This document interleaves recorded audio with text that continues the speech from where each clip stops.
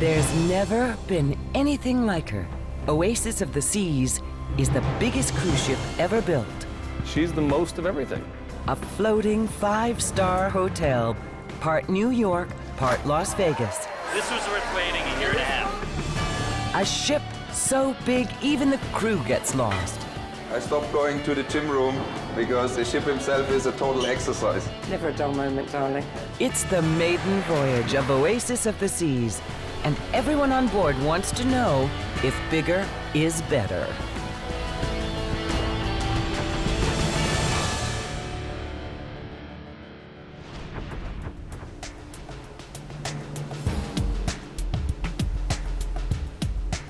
Oasis of the Seas is the brand new queen of cruise ships.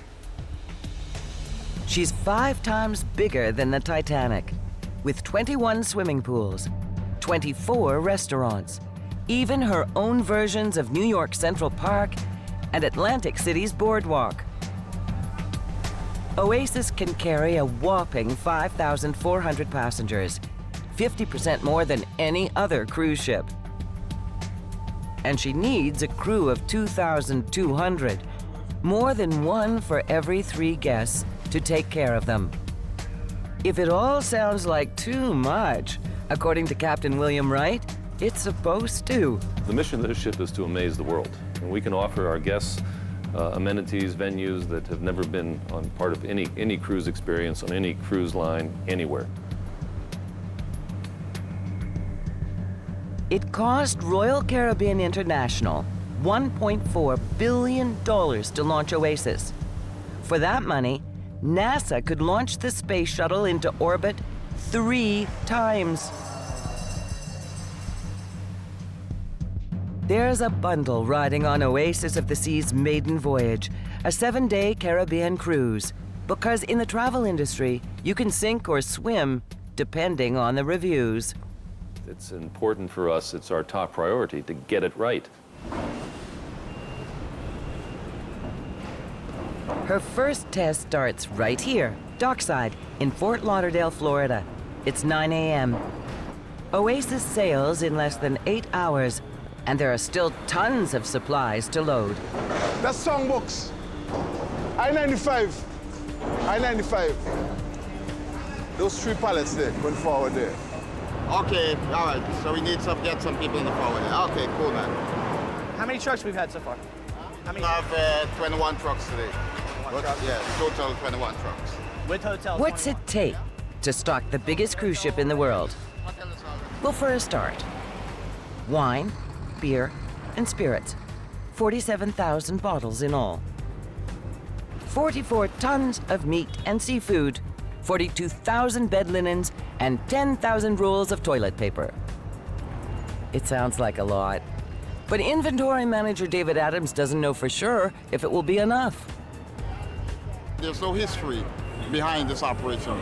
We have never done, 5,000 guests at any one time. The crew will be loading Oasis right up to the last minute, and for a little added pressure, things are heating up on the other side of the terminal, too. Good afternoon, how are you? Welcome to the Oasis. By mid-morning, the first of more than 5,000 passengers are pulling up, eager to get aboard. So you're here for the Oasis, right? Yes. Okay. We want to make sure that you have all your documents on you so you won't have to return looking for your luggage. All the way to the end, have a ball. All the bags are going to be x-rayed and delivered to your rooms. We only have about 2,000 more to go. Hopefully, it'll go quick.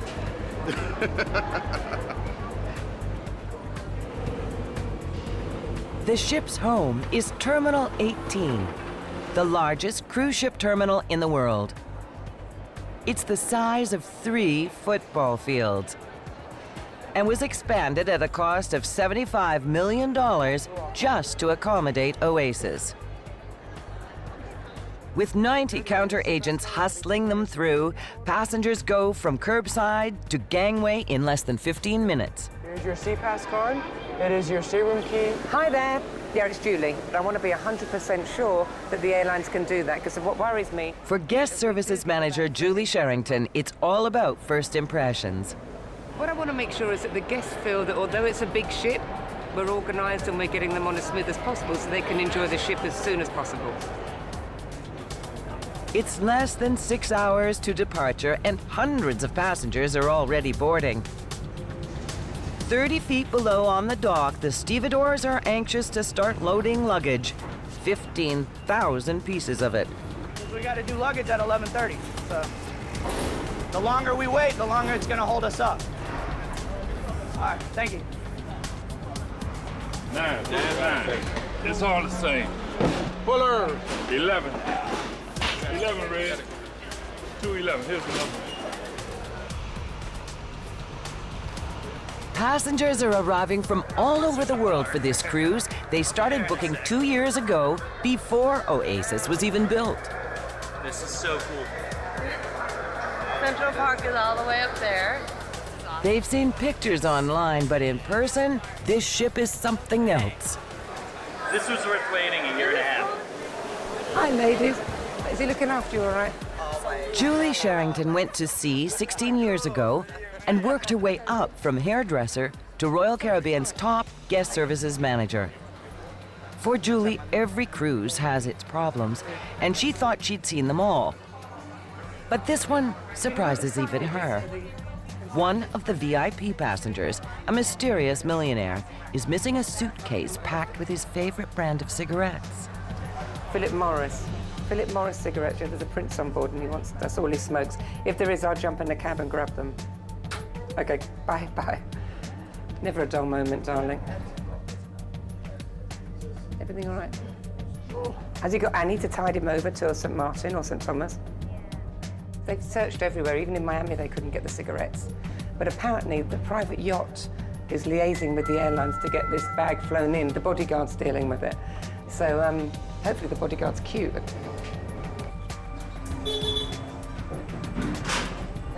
Ten decks below in the belly of Oasis, the main corridor leading to the ship's storage area is nicknamed I-95, after America's busiest freeway. And what's a freeway without a traffic jam? Wait, bring this in the food box, please. Congestion, forklift running over somebody, you know, the heavy traffic in the area. And we had instances where, you know, pilots run into the crew member, right? So that's one of the things that I don't want to see. In front of It's rush hour down here. Only 2 hours left to load the last of 1,800 pallets of supplies before Oasis heads to sea. Once you start panic, then you have a lot of chaos. And we try to prevent chaos here. Marvin, make sure you clear the part for the ice cream so the ice cream will go right down.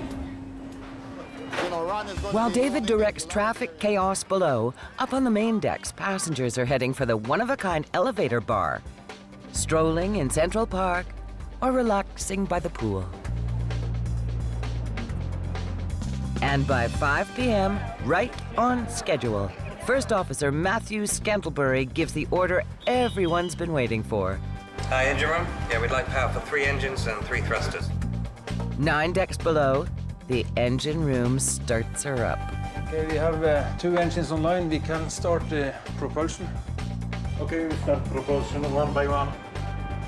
With storm clouds on the horizon, Captain Wright is eager to get out of port. We're ready to go. Right now we have a little bit of weather coming in from the west. The pilot's on board. Basically, the fun is about to begin. Oasis of the Seas, forward and aft, let go all lines, let go everything. Let go everything. The newest, mightiest cruise ship in the world has passed her first big test. 5,400 passengers are on board, and Oasis of the Seas is leaving right on time. But this voyage has just started, and there are plenty more challenges on the horizon.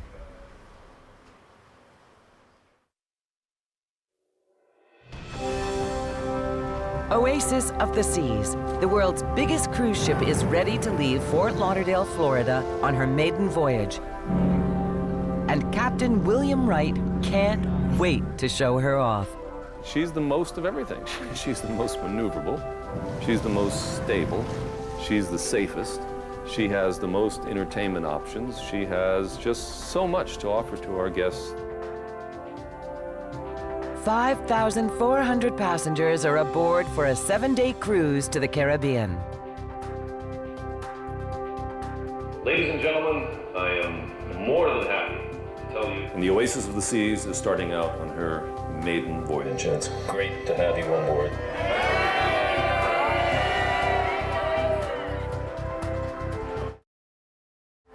Slow to starboard. Slow to starboard. Now comes the tricky part. Captain Wright and a harbor pilot have to squeeze Oasis out of port through a very tight channel. A maneuver that wouldn't be possible without the ship's amazing propulsion system. At the stern are 3 azipod propellers. They can rotate 360 degrees so the props both propel and steer the ship. And each packs a whopping 27,000 horsepower. Up front, 4 bow thrusters help with the steering.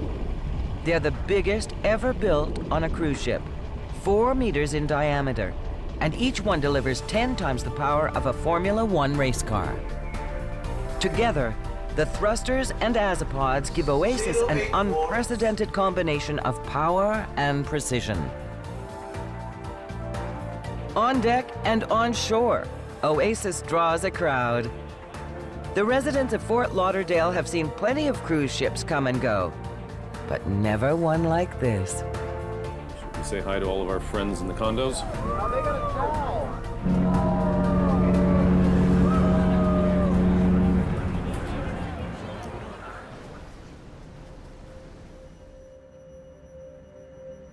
Safely out of port, Oasis turns south. Starboard 5. Starboard 5. It'll take her just a day and a half to cover the 1,800 kilometers to St. Thomas in the U.S. Virgin Islands. Yellow condition. Okay, staff captain has the navigational command and the con. Oasis sails through the night and into the next morning.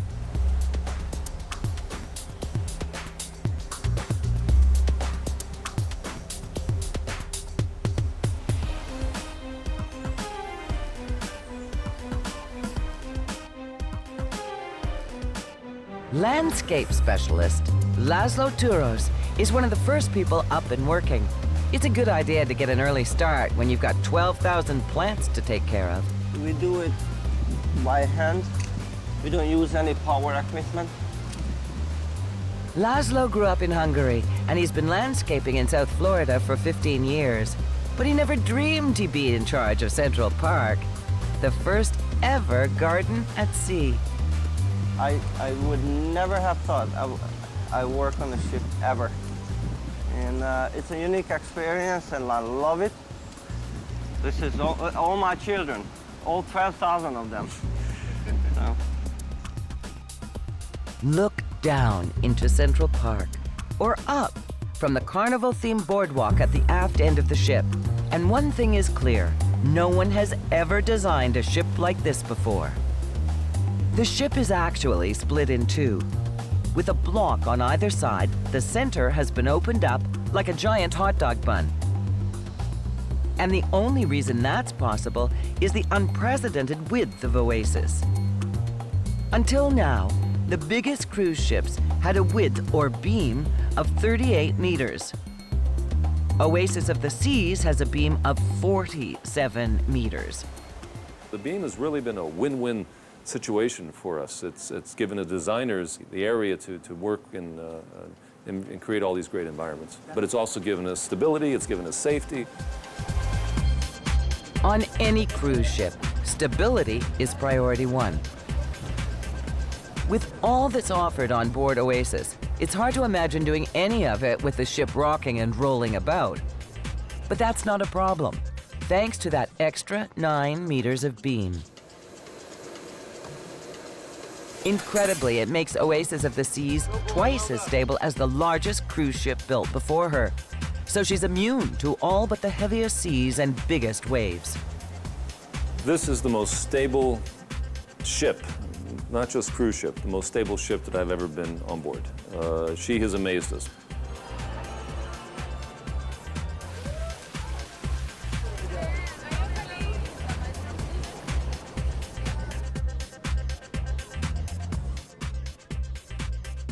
Day turns to night. Tomorrow morning, they'll be docking in St. Thomas. But there's plenty to do between now and then. By 8 p.m. in the Opal Theater at the bow of the ship, cruise director Ken Rush is warming up a packed house of 1,300 for a concert. Come on, make a little noise for me, please. I want to see this crowd. But at the other end of the ship, the one-of-a-kind Aqua Theater is dark. Its 600 seats empty. By now, the first ever performance of an acrobatic water show at sea should be in full swing. But stage manager Craig Corbett has shut it down. Well, definitely not an easy call to make to the boss and tell him that we can't do a show because we have some technical problems. Looks like we're gonna have to cancel the 10:30. There's a problem with the centerpiece pool. It contains seawater, so they've added chlorine to keep it clean. Turns out that's a bad combination for the divers. It stings their eyes so painfully they can't see or perform. The pressure's on Craig to get the show back up and running. We absolutely have to be good to go for tomorrow, because I can't make that phone call again. Ladies and gentlemen, for any guests who have the 10:30 reservations for the Oasis of Dreams Aqua Show, I'm sorry to say that due to some technical difficulties... It's going to be a long night for the team at the Aqua Theater. If they want to make a splash with the guests, they'll have to fix the problem fast.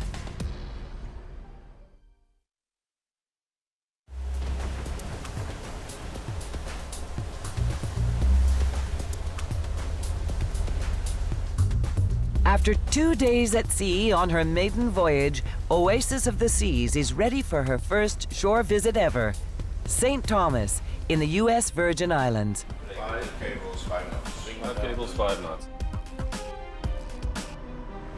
She's never sailed into this harbor before, so up on the bridge, they're on full alert. You know, there's a healthy bit of butterflies. I think that's always good to have. 6 cables, 5 knots. Very good. It's up to a local harbor pilot to direct the ship. He knows this port better than anyone. Without him, they could easily run aground. When the freedom came, they started to come up here. Right. They want to come a little further. A little further? That makes perfect sense to me. 150 to... It's basically steaming straight towards the radio tower. Yes. That's pretty good. I like it. Okay. Moving to the wing. Put it into Aziman from there. Everything looks good until they try to park this monster snug against the dock. You're right about all that water that's being moved. Yeah. Oasis is 360 meters long, and all that bulk is pushing a massive wave of water against a solid concrete pier stretching all the way down to the harbor floor. With nowhere to go, that wave keeps bouncing back and forth between the pier and the ship's hull. So as we're coming alongside with not a lot of clearance under the keel, it's a classic kind of bottleneck. Fore and aft. It's a hitch no one saw coming, but they've never tried docking Oasis at this pier before. So as you're pushing the water, because it doesn't have freedom to go in all directions, it really creates a cushion. Captain Wright has more than 110,000 horsepower at his disposal, but this calls for a delicate touch. So you have to use a lot of power, and as you're using the power, then you get different currents that we're generating ourselves. If he applies too much power, Oasis will crash into the pier. Too little, and she'll never reach the dock. How are we doing? 1 to go. 1 to go. It's a game of centimeters. And then... The Eagle has landed. Oasis of the Seas is docked, finally at her first port of call. Her passengers can't wait to flood off the ship. They don't have to be back on board for 8 hours.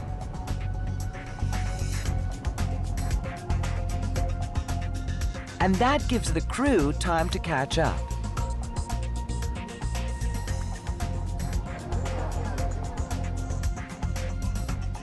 At the Aqua Theater, they've replaced the seawater with fresh water produced by the ship, and the divers are jumping for joy.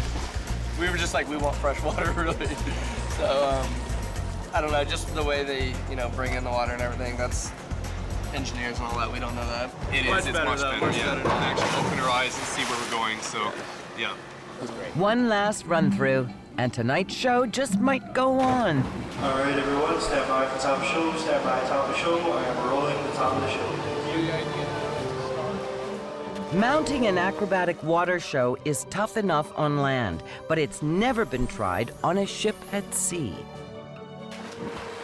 The Aqua Theater pool is 5 meters deep, 3 times bigger than any other pool on board a ship, and it holds 5 million liters of water. Oasis may be the most stable cruise ship in the world, but it doesn't take much for all that water to start sloshing about. Even the slightest motion of the ship can create downright dangerous conditions for the show's Olympic-class divers. So the Aqua Theater pool has a rising wall that divides it in two and calms the waters.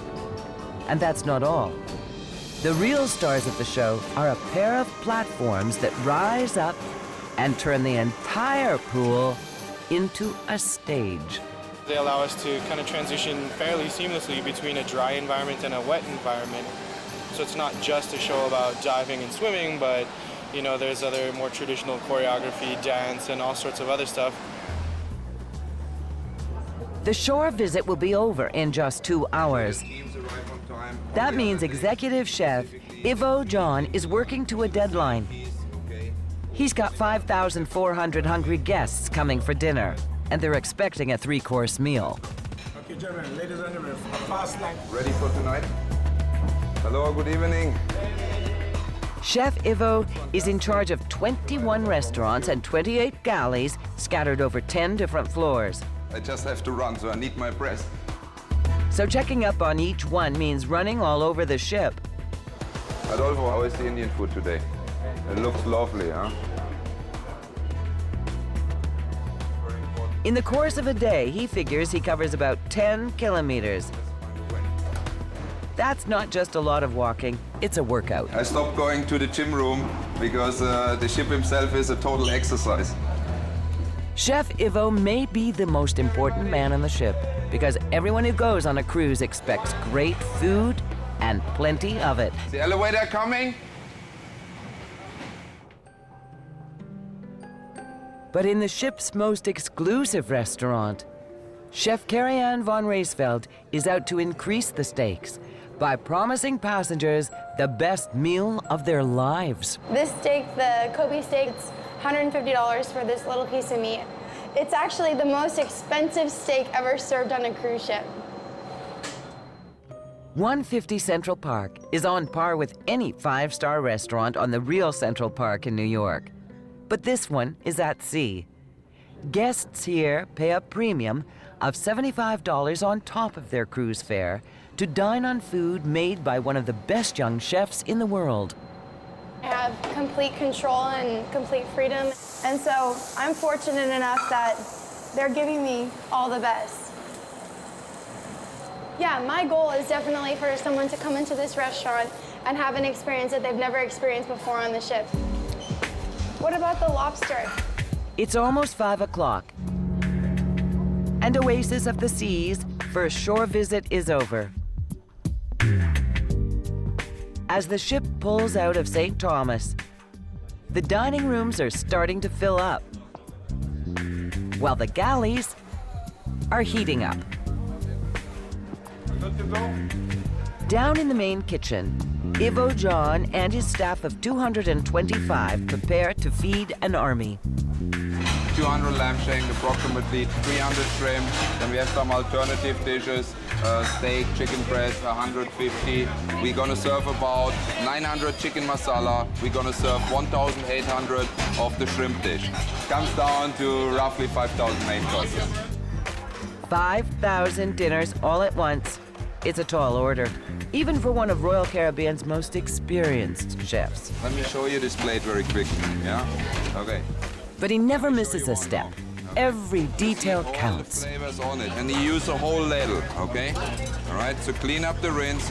Now you got the right mixture, and he's gonna make the final touch over there. In the main dining room, more than 500 waiters hustle between tables, serving up to 3,500 guests at a single seating. A few decks above, at 150 Central Park, Chef Carrie Ann and her 3 cooks have only 77 guests to satisfy. But some of them are very picky. What do you need? She can't have the lobster because first she said gnocchi. Yeah. Now she says she can have beef. She wants 2 beefs? Yeah, that's no problem. The special request of a customer. It's something I struggle with as I'm doing a tasting menu here, so really I've strategically planned out each dish and the order of each dish and also the wine pairing for it. People don't like lobster, which, who doesn't like lobster? I don't know. But Carrie Ann knows that, like it or not, the passenger is always right.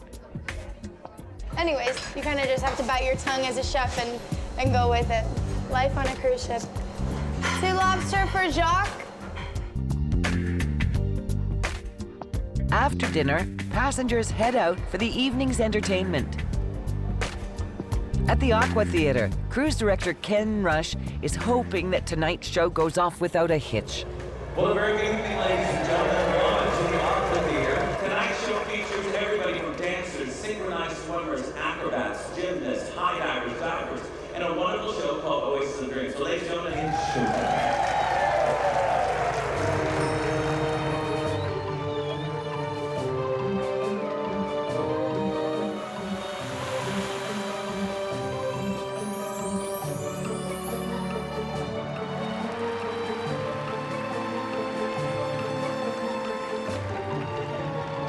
Tonight, guests will go to bed with sweet dreams of fearless divers and gorgeous girls swimming through their heads.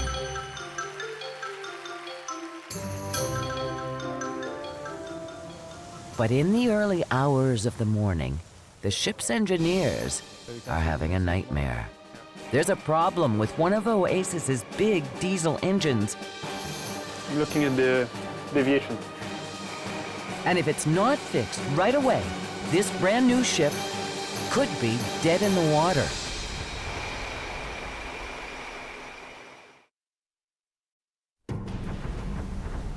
The largest cruise ship in the world is 60 kilometers from the nearest shore, and there's trouble in the engine room. Oasis of the Seas is powered by 6 big diesels, and Chief Engineer Ståle Ludvigsson is worried that one of them is misfiring.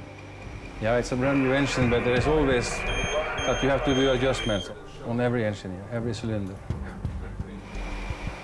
Compression in the engine cylinder should all be roughly the same, but the readings that first engineer Francois Quentin is getting for engine number 4 are all over the map. 192, 192, these 3 values. This average is 195. When an engine is running right, every bit of fuel fed into the cylinders is burned up. But when the compression is off, it runs dirty. You get leftover fuel and you see that the engine will smoke and you see that you have oil that has not been burned. Unburned fuel is money up in smoke, and left unchecked, it could cause the engine to fail altogether. When a power plant like this one costs $26.8 million, it's not something Ståle is going to ignore. It can cost money and it can also make the engine fail. Francois adjusts the timing of the spark that ignites the fuel. 195. Takes seconds. Just I enter the value and it's instantly reacting. The pressure evens out, and the big diesel is purring again. Correctly. It's good. It's perfect. It's perfect.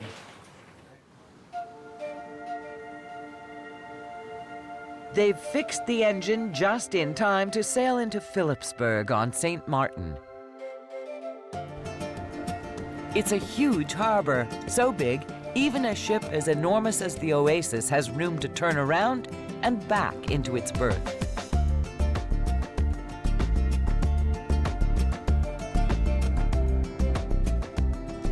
And Captain Wright slides her in like he's parking a minivan at the mall.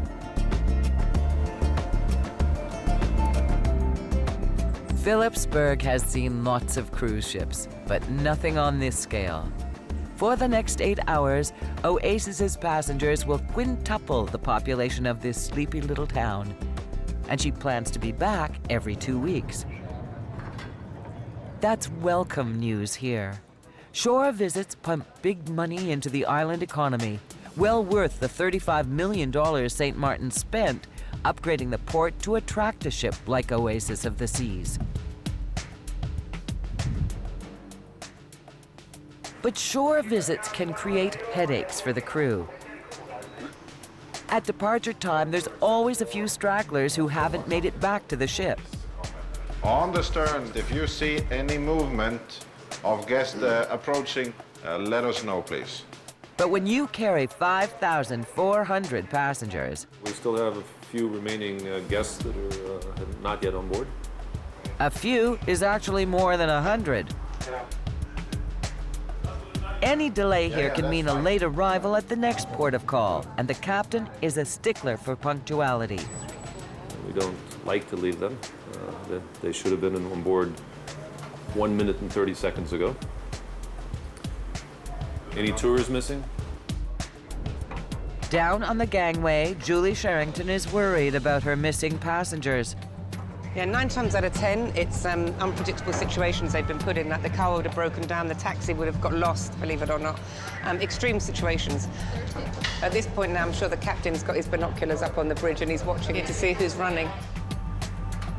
Security officer, staff captain, give us an count for every 10 guests as we are coming down towards 0.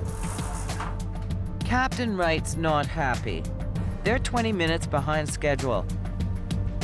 And to make matters worse, another ship has leaped past Oasis in the lineup to exit the port. Yeah, it's very similar to aircraft lining up on their final approach to an airport. We take our order, and right now it's our turn. Even though we were scheduled to come out first, now we're actually number 2 coming out. The next leg of the cruise to the Bahamas will take the better part of 2 days, even at top speed. If Oasis falls any further down in the order, there's no way she'll make it there on time. And that could turn into a late arrival back in Florida. And no one wants to miss their flight home. How many? 46. 46. Julie Sherrington keeps a list and a running score. Tours back. There's 46 guests missing now, and it's just after 20 past 6. Leaving it a bit fine. It's quite a long pier to run down. As a few more stragglers appear, the gangway crew radios the latest count up to the bridge. 29. Getting there. Let me know for every 5 countdown. As the sun sets, Captain Wright has a hard choice to make. Toss his schedule out the window or leave more than a dozen passengers behind.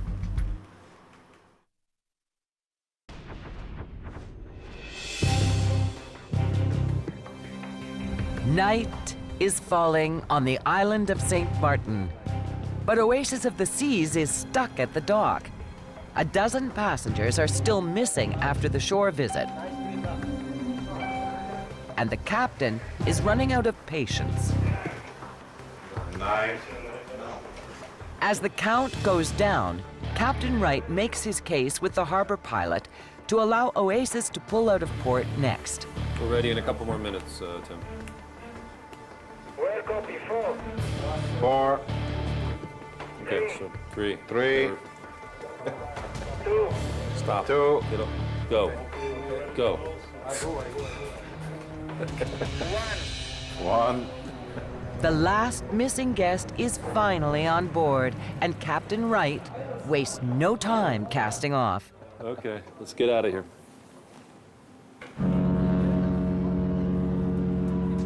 We're gonna have to go faster, have greater speed than we otherwise would have. Sailing at night, the bridge operates in the pitch black. Any light could obscure the vision of the captain or first officer Matthew Scantlebury. There's no chance of seeing anything out there if you had your lights on in here. I mean, the darker it is, the better it is, really. And that view is critical, especially with Oasis picking up speed. Now we got 5 engines online and we're well over 22 knots.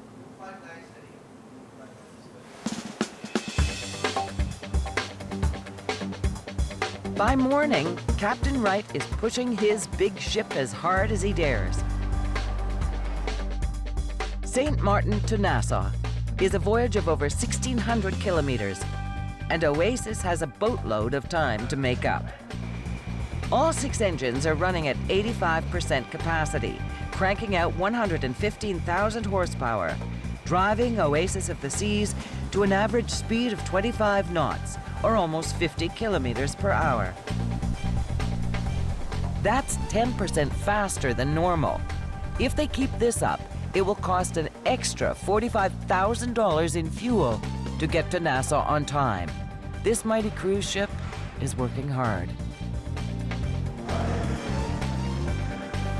And her guests? They're playing hard. This is the side of cruising the passengers never think of. To them, time just doesn't matter. There you go, you've got it. 3, 1, 2, 3. But every cruise ship is a slave to the clock, and one delay in the schedule can easily cascade into another. After 24 hours powering through the day and night, the crew's hard work has paid off. Oasis of the Seas reaches the mouth of Nassau Harbor right on time. The officers meet to plot the precise course they must follow to get to the dock.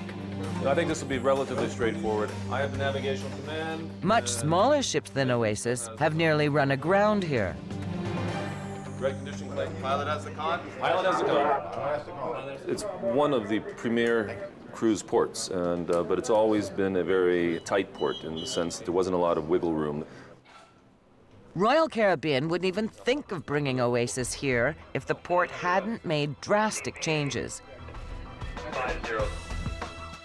Oasis of the Seas is so much broader than other ships. She poses a problem for any harbor she enters. In Nassau, she would have easily run aground between the shoreline and the pier if the harbor hadn't been dredged, not to make it deeper, but to make the basin wider. Still, docking won't be easy. They were supposed to be finished dredging 2 weeks ago, but the job's not done yet. What's more, there are some squalls moving in. Some rain showers here. Go ahead. And in windy conditions, the enormous size of Oasis actually works against her. This is a big sailboat. We have 15,500 square meters of sail area on each side of the ship. So when the wind starts blowing, it's a big factor. A notoriously tight harbor, tricky winds, plus all the usual things that can go wrong entering any port. Well, steering. You can have steering, propulsion, if you were to have a blackout at a critical point when you're approaching shallows and the dock and whatnot. The torrential rains hit, but Oasis pulls dockside right on schedule. Fore and aft is send your lines ashore. And we put the pedal to the metal. We're almost 25 knots. And here we are. We're on time, we're getting rid of salt, and we're watering Central Park. Life is good. Docking in Nassau could not have gone better. Even the rain clears by the time passengers step off the ship for the last shore visit of the cruise. But 6 hours later, when it's time to be back on board, a single pair of guests threatens to delay departure from port yet again. We've got some very important people missing. I'm not going to mention any names. The missing VIPs? That millionaire and his wife. Maybe he just made a quick stop to pick up cigarettes. He said they're just in front of the ship. Marina, they're just coming now. Guys, hello. Hi there. We were worried about you. Yeah? Everybody's on board, right, Marina? We're sailing. Finally, it's time to pull out of Nassau. 0 meters to the grounding line. 70.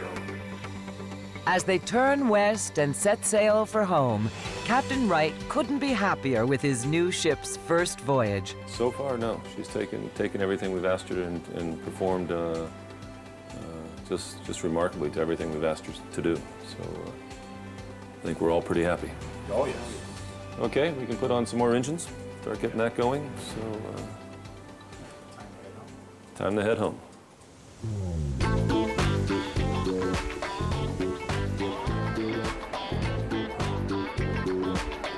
For the passengers, it's the last night at sea. And it's a safe bet no one's going to get much sleep.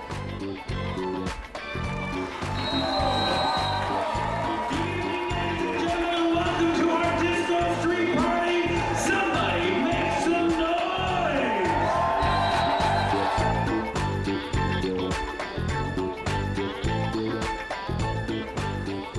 While the passengers dance the night away, the crew is already collecting their luggage and getting ready for the big job of turning Oasis of the Seas around for her next cruise.